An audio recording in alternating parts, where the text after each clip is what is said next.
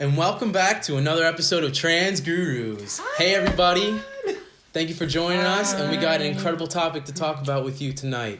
What is the defining moment that broke the proverbial transitioning camel's back? Ooh.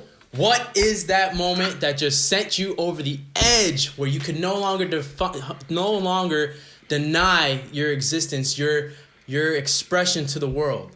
What is that moment that we all had to face and look in the eye and say that we're not going to let you define us. I'm going to define myself and go after your transition.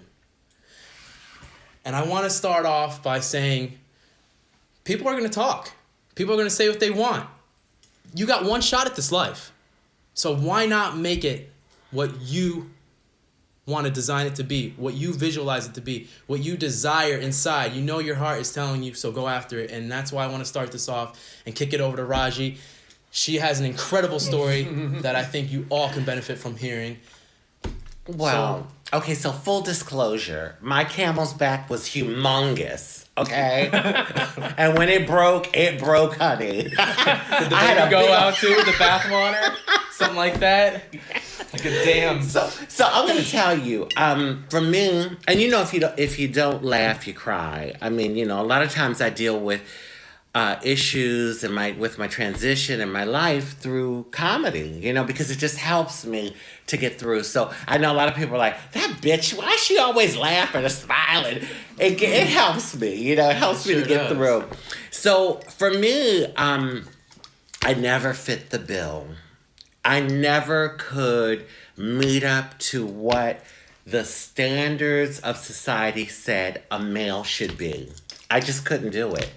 From little, like 4 years old, they were calling me faggot. Okay, at 4, I'm a young, innocent kid. I didn't even know what the word meant, but that's what all the kids were calling me, faggot. And so from that point on, it was like, I just couldn't do it.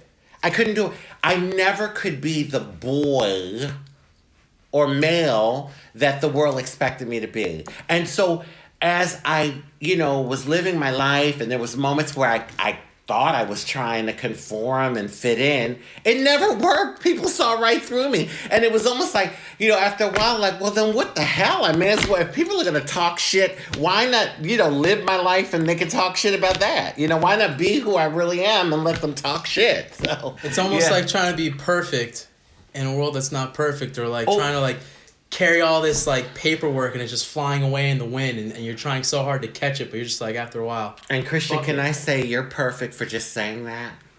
Am I perfect? Absolutely not. I don't think I'm perfect, Raji. But I really love that. Yeah. So that was the thing with me, and I had many moments of that through my life. And it's so funny. One time, this is when I was living, I guess you could say, as a gay boy. And I put parentheses around the gay boy. And I thought I had butched it up a little bit, and I shaved my head really close. And I went out to the gay club, and people were like, "Oh my God, you're giving the Sinead O'Connor look." And I'm like, Sinead O'Connor is a woman. I'm trying to be a man, you know. Oh. Well, I thought, you know, anyway. Yeah. So it's a long story, but there's a whole other panel that has some really juicy stuff to share.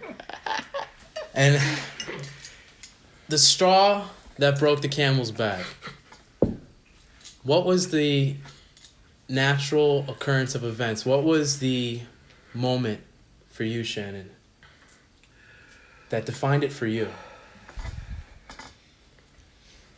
There really was no moment, but a series of moments. Hey, there's my girl. Oh, Gracie. Amen, Gracie. She agrees too.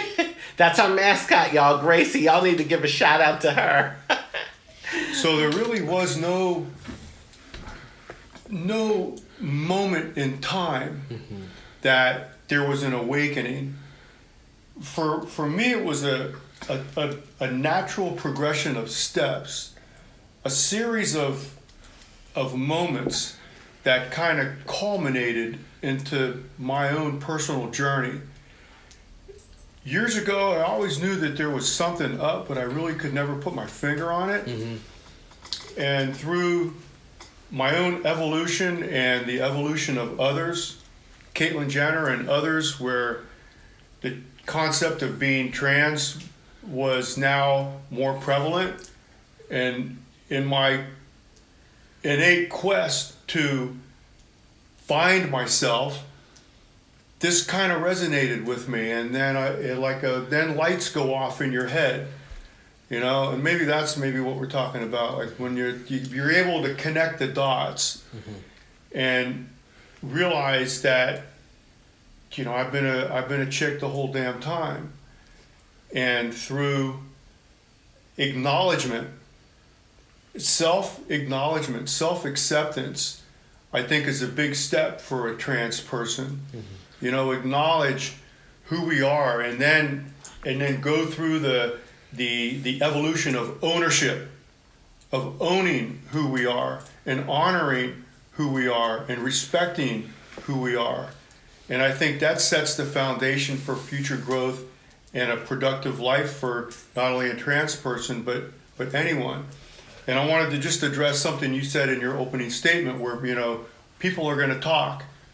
I guarantee you, I walk into a room somewhere, I'm a big girl, people notice me, I'm sure people talk. And I read something many years ago, and it said, if we're not being cheered or booed, we're not even in the damn game.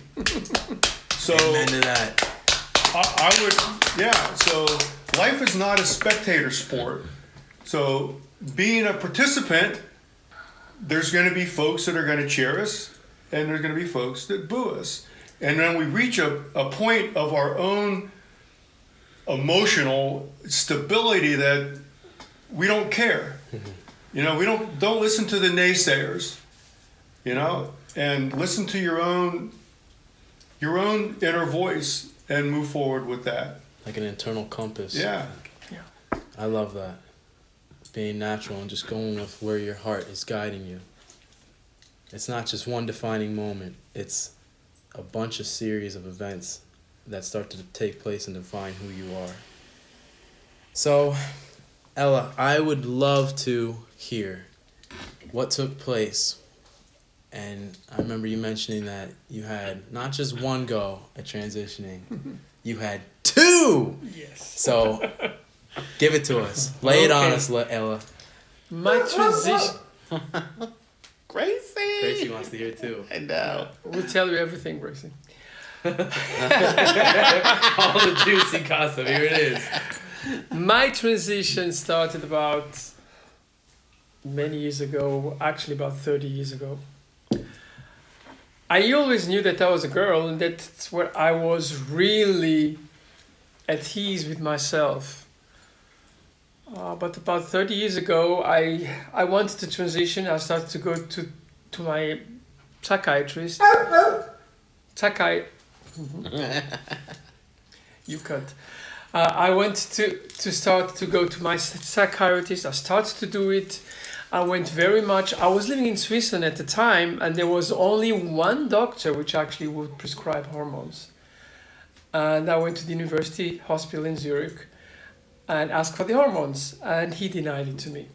And for me, it was a very big blow. I wanted to kill myself. I wanted to kill myself, and I actually did kill myself, not through killing, through suicide, but through work. I spent the other 25 years of my life working like a lunatic to try to forget that. Like a distraction. It was my way of not getting what I wanted. Well, one day, life was okay. I mean, I had a great life. It's not that I didn't have a great life, but I worked like hell. And of course, I always had my little girly clothes wherever I went. There was not a single hotel night where I wasn't alone at the hotel that I was not wearing a woman's dress, and I was feeling myself. Oh. One day, I was in front of my swimming pool in my house, having my horribly lots of cigarettes, and feeling depressed all the time like I usually did. And I said, now it's over. I want to finally admit and do what I think is right. I'm getting old. I want to live my life. Until now, I only live the life of someone else. So next day, I found myself a very good person, Dr. Clark, and I started the process. And that was about 6 years ago, or almost a little bit less than 6 years. And here I am now. That's incredible, Alan. Wow. And I am proud. And you know what? Since I changed, my life changed. I am myself now. I mean, I was just, last week in Costa Rica with the girls and doing work and absolutely normal. I feel good. It's the way I am. In the beginning, it took me a lot of courage. Yes, it takes a lot of courage. But you assume it, you get it, you win. I'm very thankful that your addiction was and distraction was to get out of your head through work and not drugs. Absolutely. Something even more harmful. But sometimes the difference between works and drugs is not very big. It's just a way of escaping. Yeah, it's just a different method. Yeah. So I would like to bring it over to Bonnie and hear the experience that you had with the breaking of your camel's back. Fill us in on what happened with your moment, your defining moment. My defining moment, that's an interesting subject. It was a progression, but bottom line is that I'd spent about 7 years in a boxing gym, 4 years in Fifth Street Gym, and I had reached some real high levels of work and sports, and I could have went real far. And along that way, the last, year and a half, I'd started electrolysis, and I was married, and I had trying to think if my son was born. No, my son wasn't born then. My son, I went on hormones, off hormones over a 2-year period, and in that meantime, my wife got pregnant, and we had my son, but I was already on hormones for 4 months before he was even born. But I went from this male pedestal and gave it all up down to scum. And for me to make that move, mine was a little drastic. I think I was about 24 years old, and I went and sat out on a bridge, and I had a 44 Magnum, and I had hollow points, and I had a hairpin trigger, and I held it up to my head for about 45 minutes and cried my eyes out, and I decided I wanted to live. I put the gun down. I slept in a safety deposit box, just as a reminder. But bottom line is that I caught a plane to San Francisco, and I went through some of the most unbelievable times, ridicule, fights, people picking on me. And I went from a real male looking to trying to transition, which took many years. But the point was, along that transition, it was hard. But the point I want to make here, it was never as hard as that bridge sitting up there. And even though I went through hard times, but I was moving towards my authentic self, it was hard, but it was still a lot better than pre-bridge. And how hard it was. I was a workaholic, just like Ella was saying. I was a workaholic, so I didn't think about anything. I was working, I was boxing, I was running, I was constantly going. I got 4 or 5 hours sleep a night. It was unbelievable. And after I transitioned, and now, I'm so thankful that I didn't do that on the bridge. And I've lived a lot of really good years, and I've had some really, really good times. And to this day, I still look back to that moment, and I use it as an anchor because I've come a long way. And that's basically it. Life gets better. Hang in there, do what you got to do. It'll all work out. And it can't get any rougher than what it was for me when I transitioned, But we all have our things that we have to deal with it, and life gets better. Is that anchor? Amen. Yes, amen. Yeah. But I had a question. is that an anchor that you reflect on when times are going awry in your life, and you kind of look back on that and say, you know what? Years ago, that was definitely, I don't have that turmoil now at this point in my life, thank God. So I don't have, it's always there. It never goes away. I mean, it's always there. But years ago, when times got rough and I was in situations either to get beat up or made fun of or ridiculed or laughed at or whatever it was there. Because no matter how bad it was never as bad as that. Never as bad as that. And now life for me is not really bad. But I know that I'm thankful that I've lived all these years and had my journey and enjoyed it too. That, yeah, that'll never go away. It was a defining moment. And I'm thankful every single day that I didn't do it. Wow.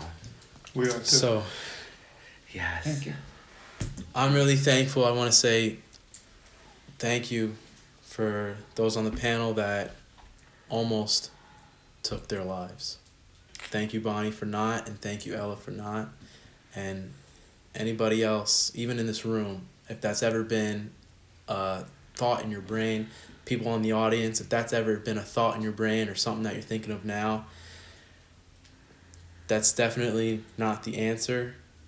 There's so many more things to look forward to in life, and we're living testimonies of it. Yes, that is so true. Just like how Shannon says in prior videos, you can't have the light without going through the darkness. You won't be able to appreciate the sun if you don't have the rain.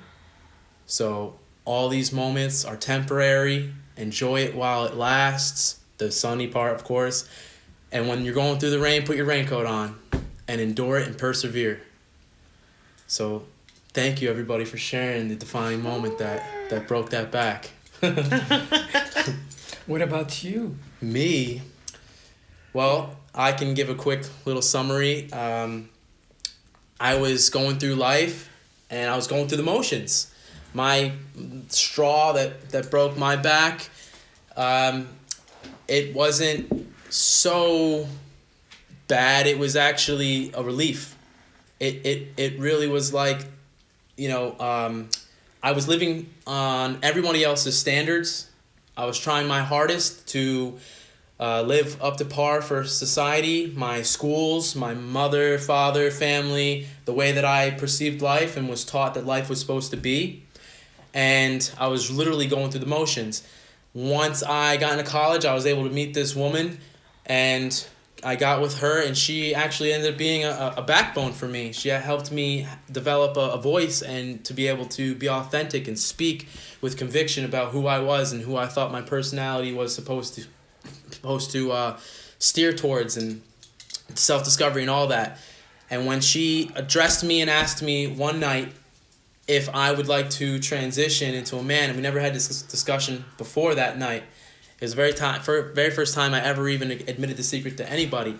But she asked me that question, and I told her, yeah, I actually think about it every single day. And when I was able to admit it to myself and look myself in the eye and say, this is the reality of your life, it always has been, it always will, and if you follow through and have the courage and guts and just suck it up and take whatever blows come your way after this point, if you just suck it up and get through it, there will be a light at the end of the tunnel. And you will enjoy a life that you've always envisioned. And with that being said, I was able to get through all those times and make it all the way to here. And on that note, does anybody have any final thoughts? Well, I do. I definitely do. I tell you, I sat here and I listened to everyone's journey, or a little bit of everyone's journey. And, Ella and Bonnie, you two talking about the moment of like wanting to kill yourself, and it just hit me because I'm thinking, God, I think for the majority, and I don't want to speak for everyone, but I think for a lot, I'll just put it that way, for a lot of trans people, we've had those moments. I certainly have. I've had a few of those moments, and things where just real quickly, like me being pulled off of a city bus by 5 guys who beat me up in front of like a group of about 40 people during rush hour, and feeling like, why didn't anyone help me, and feeling so broken, and that moment wanting to like just give up on life, and other moments along the way that I felt like I couldn't be here anymore. But I was so happy. I am so happy that I decided to stay. Because when I think about the things that have happened in the last few years from my life, I often think about the different times where I wanted to give up and I didn't. And I'm like, wow, if I had checked out at that moment, I would have missed out on this and that and the other and all these fabulous experiences. So the fact of, I forgot who said it, Bonnie, you said it, it gets better. Mm-hmm. It really does. And I want to encourage anyone out there, these will be my final comments, anyone out there that feels like they can't go on anymore, they can't hold on, they don't belong in this world, you do. You do. Every single living human being has a divine purpose.